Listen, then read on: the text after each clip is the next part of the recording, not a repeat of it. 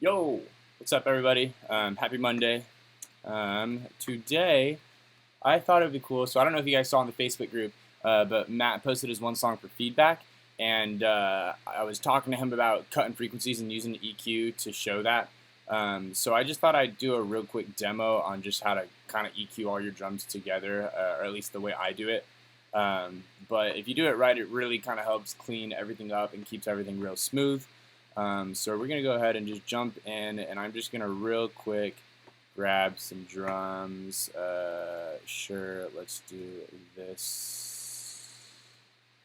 We're just going to do a real quick like dubstep beat. We'll just loop it. It won't be hard. But, God, that kick sounds like crap. Maybe I should have already had this ready for you guys before. But, oh well. Grab a snare real quick. Yeah, sure. I don't know what I can even talk about while I do this. I really should have done this before I started, but oh well. Or actually, do I have a song that I could use? No, I'm just going to do this. This is going to be easier. Samples, we'll go to Austin. No, go to crap, old.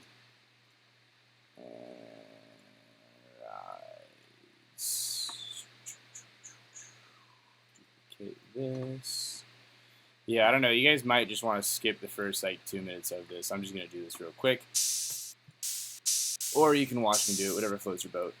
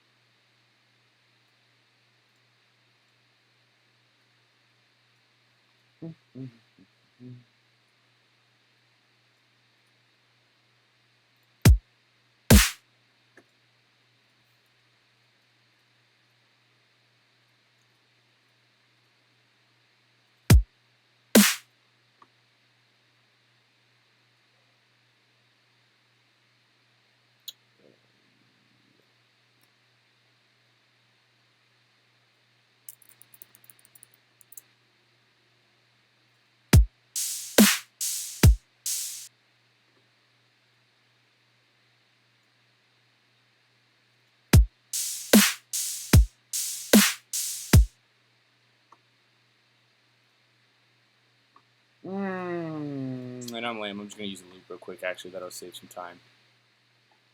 I think it's in grooves.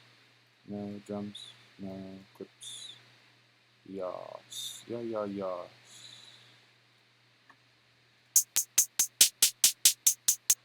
I like this one. Oops. Let me do this one. No, it's this one.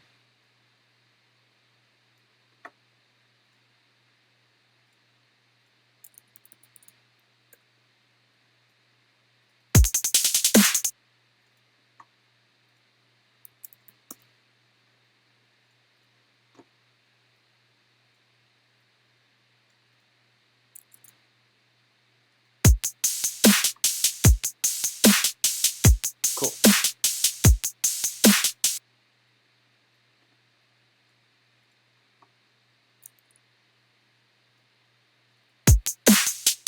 No.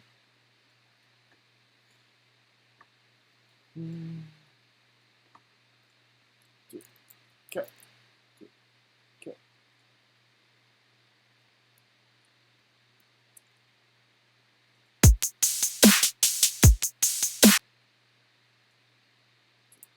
Okay.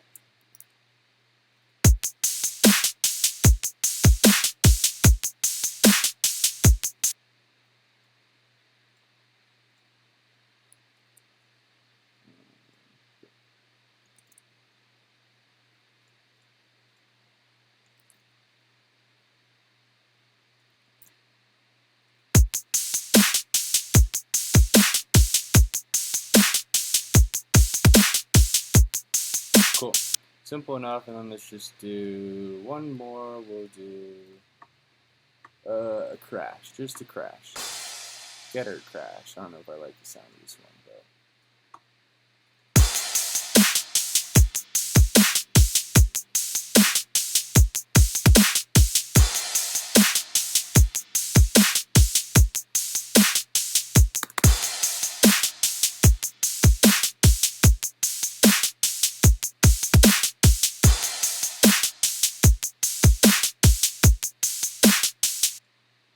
Cool.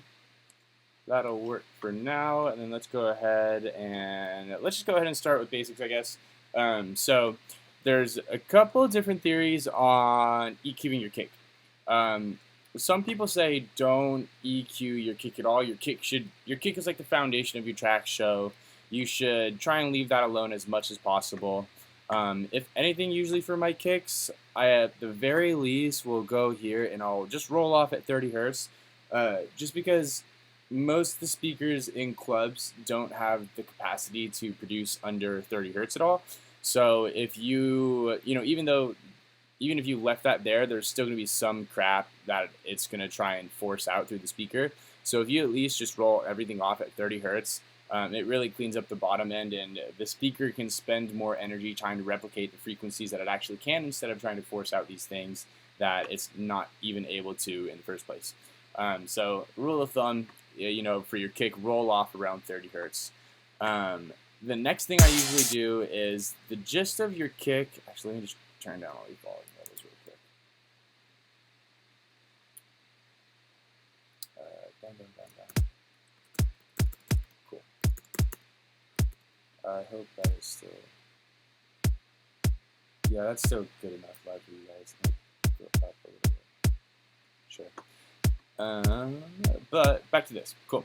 So mainly with the kick, I try and leave it alone, but if anything, I'll throw an EQ on it, and depending on, I know I've talked about this in the last, how to EQ your songs and everything, but let's say I'm in the key of F, I'll go down to the mid-range and I'll find F right here, because a lot of your kick usually is in this mid-range, 100 to 200-ish, or 100 even up more. But I'll go and find, like, if I'm in F, then I'll just do a slight boost right there, and that kind of helps that root note punch through the mix a little bit well.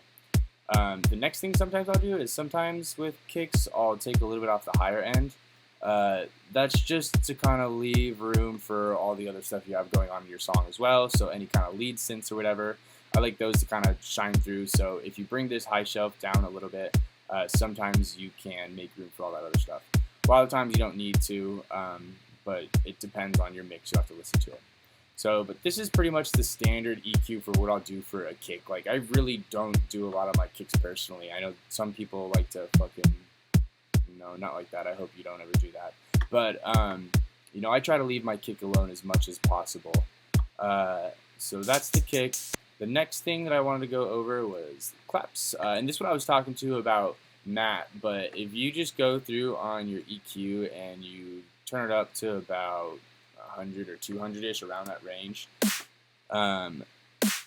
you can see right there, that's where that peak note is for the snare. So if anything, I might give a little boost right there, but I'll cut everything else that's coming on below that, because your sub doesn't need any of that frequencies for the snare down there.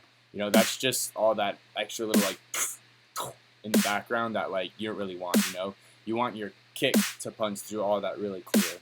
So you can make your kick punch through the mix a lot better if you just cut out all this extra room right here. Next thing I'll do is I'll go up onto the higher end, and if you click this little blue microphone button right here, and then you drag this button, you'll actually hear just the reverse of what you're taking out.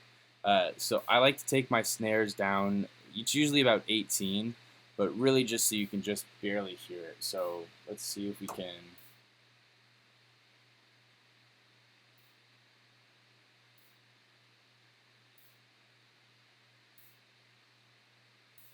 Yeah, and it's really just all that white noise that you're taking out from the top of it. And then next thing, again, if anything, I'll kind of bring down the higher shelf on my snare a little bit.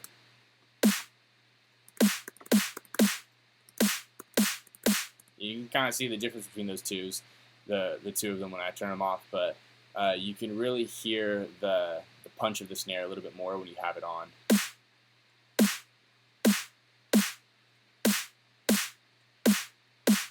gives it a little bit more punch. Kind of helps cut through the mix a little bit more. So usually what I do to my snares, sometimes the other thing I'll do with my snare is I'll take out around this 3K hertz range. This is the part of the human hearing that is most sensitive.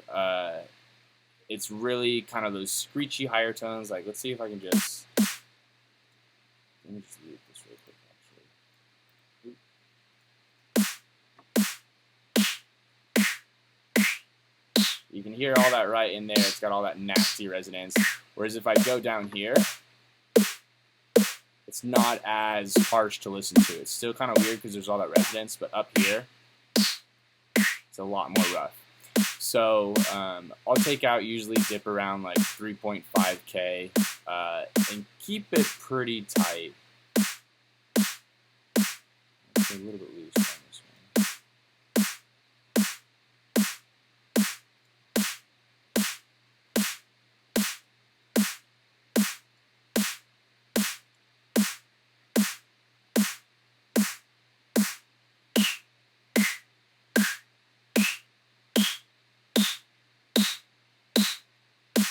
So it's right around there. And that'll kind of help just, once again, it puts more of an emphasis on your mid-range, which is what you really want to hear, that from the snare, rather than all this like going on up over here. So that's usually what I do for my snare again too. Once again, I usually don't do a lot of my snares, but make sure you're cutting out all this lower end. It really kind of helps your sub bass especially cut through the mix a little bit more.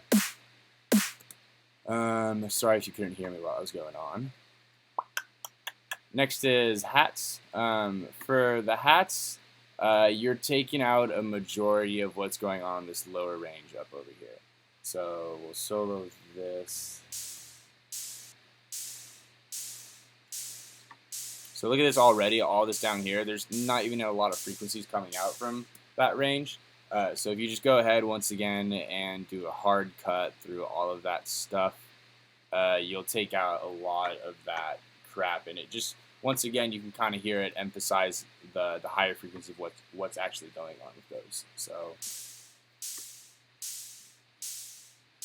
yeah, you can hear all that like down below. We don't really want that. So, and then once again, we'll do the same thing with the hats because we really want all of our drums to be tight together. So while there is a lot of higher frequency range stuff going on up here in these hi-hats, you still want to do the same thing with this little headphone tool and take out just like all that white noise that's going on.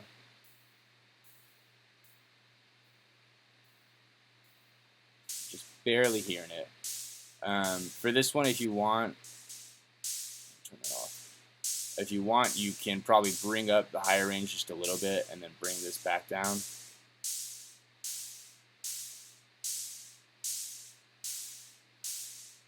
And you can really hear how that kind of makes those hi-hats sizzle a little bit more, which is what we want during our hi-hats. You know, it kind of helps keep everything nice, tight, under control. So for the next hi-hats, we'll go ahead and do the same thing. Take out all this lower frequency range stuff.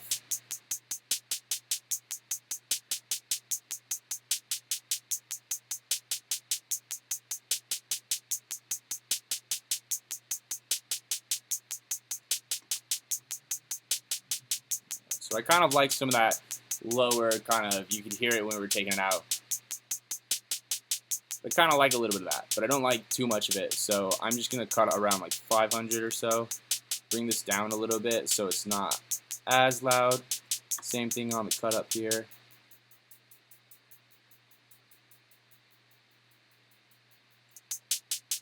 And then if we want again, we can give a little bit of a boost.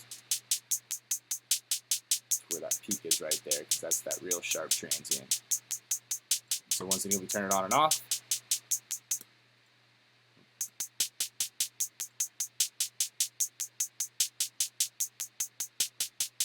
And so I think I said this again on the post in the Facebook group, but I really like my hi-hats kind of sitting in the back of the mix, kind of having like not eerie, but you know, in Matt's song, it was a sense of eeriness because it's like the raw techno stuff. But it just kind of helps everything sit a little bit more positioned back, and you can still have the volume turned up more. And so those transients will cut through your mix, but you won't get any of that other crap, and you're leaving more room. Even with your hats, you're leaving a lot of room for your sub bass, your kick, all your mid-range bass line stuff, or even some synth stacks if you have those going on. That'll all be right here in this ish range. So you're really leaving a lot of room for those. And then up here where hi-hats are, there's not a lot going on. Go ahead to the last one, the crash. So straight away, go ahead, cut everything.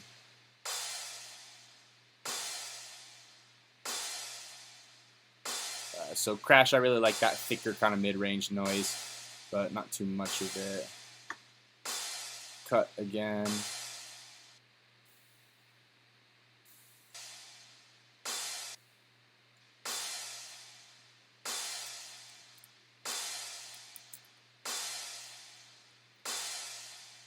So kind of like cutting that a little bit more, just because it, once again, you're cutting more up here, you're going to leave a little bit more room for stuff down here.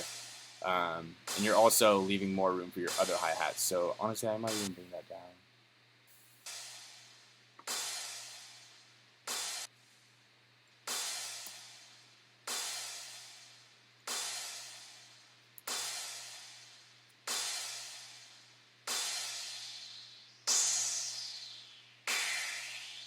So I think I'm going to take out around this 3.5 because there's a lot of stuff going on with this crash harmonic content-wise. I don't want it to be so screechy, so I'm going to take out a little bit around this 3.5 range.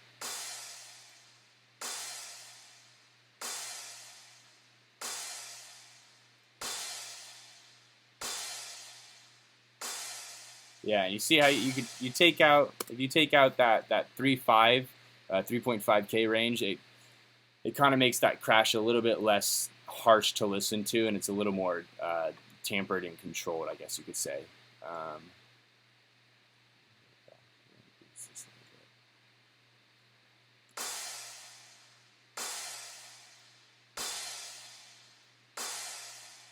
Yeah, so I like the way that crash sounds. With crashes, I usually do take out around that 3.5K range, just because crashes are usually a little bit more in your face. Oops, whoa. But with hi-hats, I usually kind of leave that around there because it's, these are shorter kind of tip, tip, tip, tip, and it's not as noticeable in that 3.5K range when it's just that sharp transient cutting through your mix. But so that's pretty much it for this. This is kind of the standard way of how I usually EQ all my drums up. It's really, really important because if you do this, then everything grooves together. It's a lot tighter sounding. And if we play this together, actually, now the whole thing.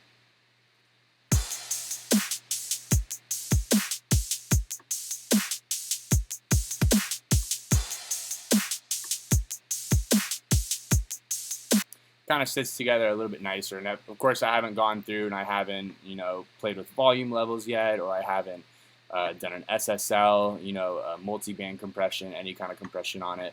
But even right away, let's actually turn all these off so we can listen to the difference.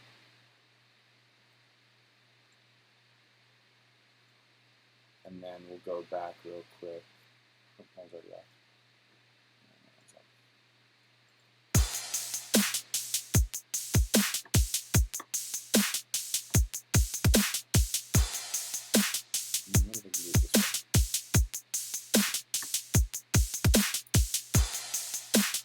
So that's that, and then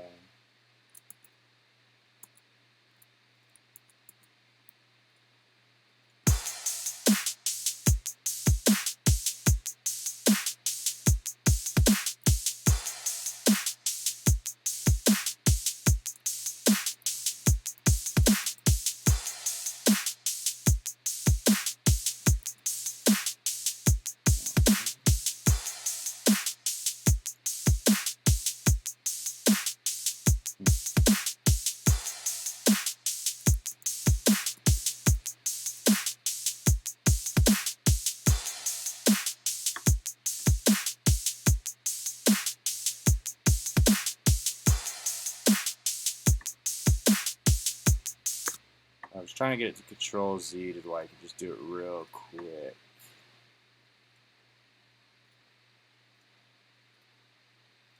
Okay, cool. So now they're all off, right?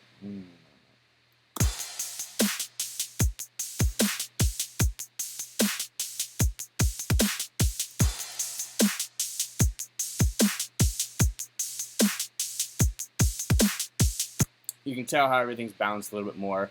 The biggest thing that I always notice when I EQ my drums is that that kick really punches through a lot more. You can hear a lot more of the mid-range kind of coming through, and you can even hear everything in the sub bass going on, because there's literally nothing else at this point going against fighting for that headroom when you EQ out everything else. So I hope that you guys like this tutorial. I don't know what my next one's going to be, but I'll get that figured out, and then of course I'll see you guys on Saturday for a sound design tutorial. So other than that, I hope you guys like this video, and always like and subscribe, and let me know if you got any questions or comments or anything in the comments below. Okay, cool. Peace, guys.